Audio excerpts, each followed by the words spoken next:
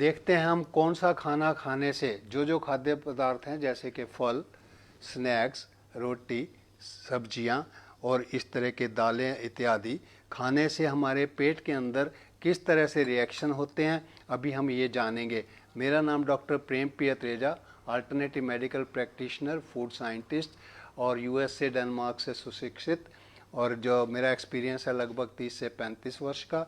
तो आइए जानने की कोशिश करते हैं कि ये हमने पहले देखे, ये स्नैक्स जो हैं अगर हम खाते हैं और ये जो हमारा पेट होता है उसके अंदर जो है कंटेनर का काम करता है, और उसके अंदर जो ये हम फूड आइटम्स खाते जाएंगे एसिड सिक्रीट होता है, और एसिड पहले से डाला हुआ है। ये नमक का तेज़ाब होता है जिसकी स्ट्रेंथ जो है बहुत ज़्यादा होती है।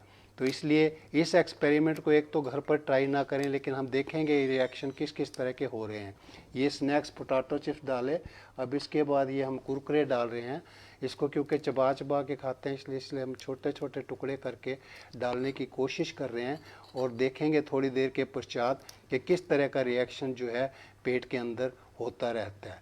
और इसके पश्चात अब हम देखने की कोशिश करते हैं कि जब हम फल खाते हैं, देखिए ये आम का टुकड़ा है, ये हमने डाला, ये इस बीकर में आम के टुकड़े डाल रहे हैं। इसको चबा चबा के खाते हैं तो ये चबाए हुए ऐसे मान लीजिए कि पहले से क्रश हुए हुए हैं। और इसके बाद जो है अगर आप केला खा रहे हैं, और ये देखिए इसके अंदर रिएक्शन देखते रहेंगे और एंड तक देखेंगे कि किस तरह के रिएक्शंस हो रहे हैं। अब ये देखिए केला हम अगर इसमें डालें तो इसको केले को ये पीसीस डालें तो क्या होने वाला है, हम ये देखते रहेंगे कि किस तरह के रिएक्शंस इसके अंदर हो रहे हैं। अगर केला क्रश करके डालते हैं तो किस तरह का रिएक्शन होगा। ये क्रश्ड केला भी हमने इसके अंदर डाल दिया है, और ये टुकड़े पड़े हुए हैं हमारे बग्गू कोशा के, नाशपाती के। ये देखिए ये पहले से टुकड़े किए हुए हैं।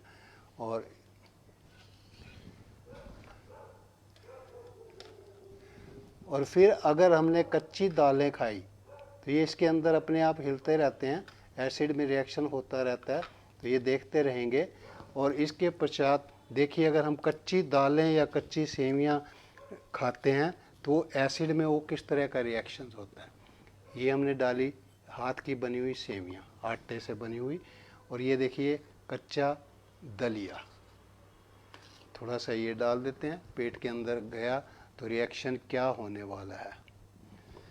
और उसके बाद ये कच्ची दाल, चने की दाल है, देखिए इसको हमने इसमें डाला तो इसका रिएक्शन भी देखने की कोशिश करेंगे। और ये बूंदी है फ्राई की हुई जो होती है, और ये मिक्सचर है दाल का और मल्टीग्रेन्स का। तो ये देखते रहिए, चेंजेस जो हैं थोड़े थोड़े आपको नज़र आने शुरू होंगे। ये कलर बदलने लगा है इसका एसिड का। और इसके बाद हम जो है जो सारी चीज़ें खाने लगते हैं उसमें देखिए कुछ हम ये है उसका बोलस बना, हमने चबाया ब्रेड का, तो इसके अंदर हमने ये डालना शुरू किया।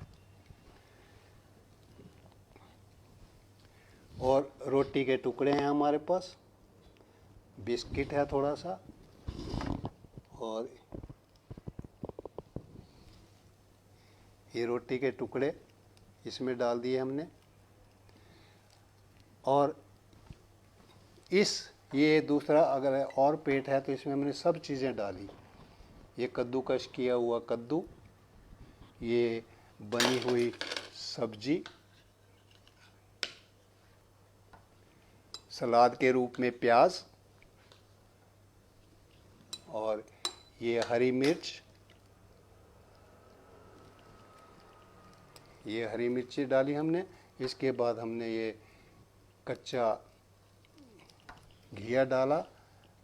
और इसमें अब हम देखते हैं कि हमारे पेट के अंदर ये सारी चीज़ें जो हैं, उसके बाद हम इसके रिएक्शंस को भी देखते रहेंगे। ये पेट से जब हमने मुंह से खाया तो ये फूड पाइप से यहाँ से लेकर यहाँ तक, ये जो पेट है वहाँ तक ये खाना जाएगा। ये देखिए कैसे पहुँचता है, यहाँ से ये मुंह से आया, हमने निवाला निगला, और इसके अंदर सलाद भी है और ये ब्रेड वगैरह भी। तो इस तरह से ये पूरा बोलस बन के, और इसके अंदर मूवमेंट रहता है। देखिए ये आगे जो है ऐसे चलता रहेगा, पीछे से पुश होता रहेगा, इसको पेरिस्टालिक मूवमेंट कहते हैं। ये आगे आगे खाना चलता जा रहा है और इधर से वापस नहीं जा रहा है, ये आगे बन गया। अब मान लीजिए इस सिरे तक आ गया है, तो इस सिरे से जब हम यहाँ तक पहुँचेंगे तो इसी मूवमेंट से ये जाते जाते उसी मूवमेंट से जो है यहाँ एंटर कर जाएगा। इसके एंटर करने के पश्चात यहाँ ये जो है पेट है, और ये कंटेनर का काम करता है, जहाँ सारी फूड आइटम जो हैं, जो जो आपने खाया, फल खाया आपने, ये ब्रेड ली, स्नैक्स लिए, और इस तरह की ये फलाहार ये किया, सब्जियां डाली, जो जो चीज़ें भी डाली थी आपने, वो इसके अंदर देखिए ये अलग अलग तरह से रिएक्शन शुरू हो चुके हैं।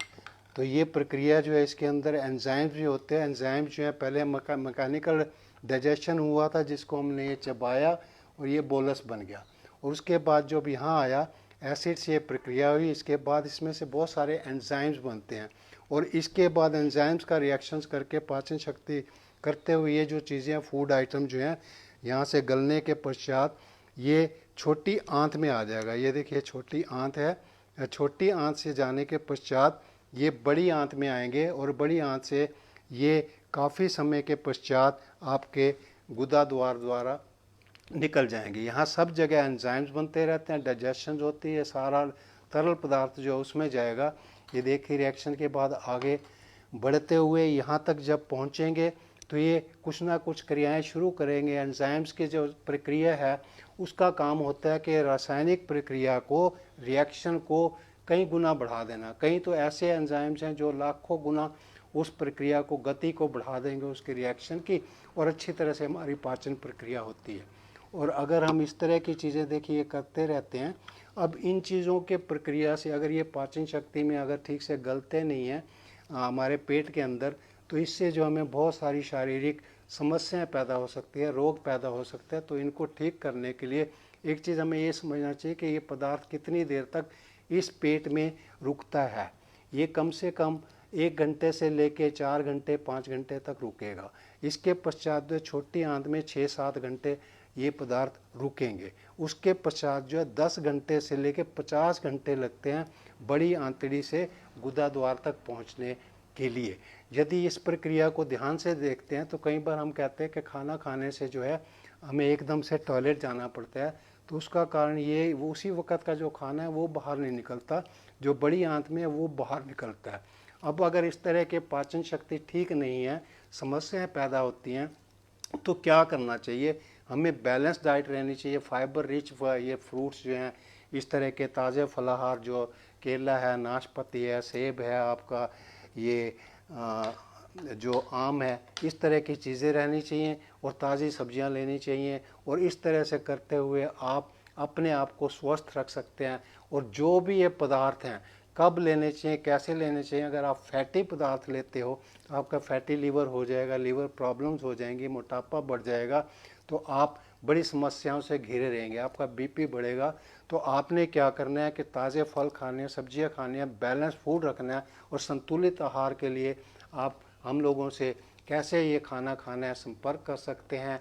और आपको ये कोल्ड ड्रिंक्स वगैरह नहीं लेनी चाहिए, इससे बहुत सारी समस्याएं पैदा होते हैं। तो हमारे इस चैनल करनाल प्लस को लाइक कीजिए, सब्सक्राइब कीजिए, शेयर कीजिए, और व्यक्तिगत संपर्क स्थापित करने के लिए करनाल प्लस के नंबर पर आप संपर्क कर सकते हैं हमसे किसी प्रकार की भी फूड आइटम्स के लिए, बैलेंस डाइट के लिए, और किसी बीमारी की समस्या के लिए। Thank you very much for watching this video, और हमसे जुड़े रहिए। Thank you so much.